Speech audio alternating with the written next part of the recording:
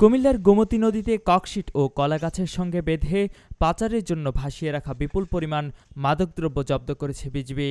৩ October শুক্রবার ভোরে কুমিল্লা আদর্শ সদর উপজেলার সীমান্তবর্তী গোলাবাড়ী পোস্টের বিজিবি সদস্যরা এই অভিযান পরিচালনা করেন।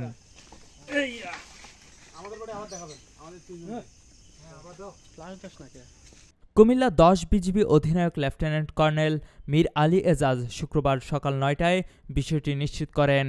তিনি জানান, মাদক কারবারিরা প্রতিনিয়ত কুমিল্লার সীমান্ত দিয়ে অভিনব পদ্ধতিতে মাদক পাচারের চেষ্টা করে। তারই ধারাবাহিকতায় শুক্রবার ভোরে আদর্শ সদর উপজেলার গোলাবাড়ী এলাকায় গোমতী নদীতে কলাগাছ ও ককশিটের সঙ্গে বেঁধে বিপুল পরিমাণ মাদক পাচারের চেষ্টা করা হয়।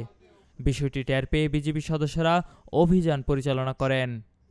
আমরা গতকাল আনুমানিক 4:45টার দিকে গোপন সংবাদের ভিত্তিতে জানতে পারি যে আমাদের বিবির বাজার আওতাধীন গোলাবাড়ী পোস্টের পাশ দিয়ে যে গোমতী নদী যাচ্ছে, এই গোমতী নদী যে বহমান, সেই গোমতী নদীতে প্রচুর পরিমাণে মাদক চোরাচালান হওয়ার একটা সম্ভাবনা রয়েছে। এই গোপন সংবাদের ভিত্তিতে আমাদের গোলাবাড়ী পোস্ট গতকাল রাত আনুমানিক 4:45টার দিকে অভিযান পরিচালনা করে। সেই অভিযানে আমরা প্রচুর পরিমাণে মাদক এবং অন্যান্য চোরাচালান দ্রব্য আটক করতে সক্ষম হই।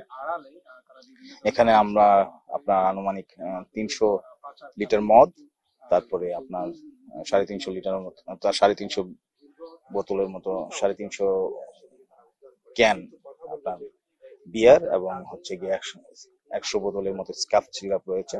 এছাড়া অন্যান্য চোরাচালান দ্রব্যাদি রয়েছে, যার আনুমানিক মূল্য 10 লাখের মতো। অভিযানের সময় পানিতে ভেসে আসা বিপুল পরিমাণ মাদক দ্রব্য জব্দ করা হয়। জব্দকৃত মাদক দ্রব্যের মধ্যে রয়েছে ভারতীয় মদ, ভদকা, বিয়ার, স্কাপ সহ 10 লাখ টাকার মূল্যমানের মাদক।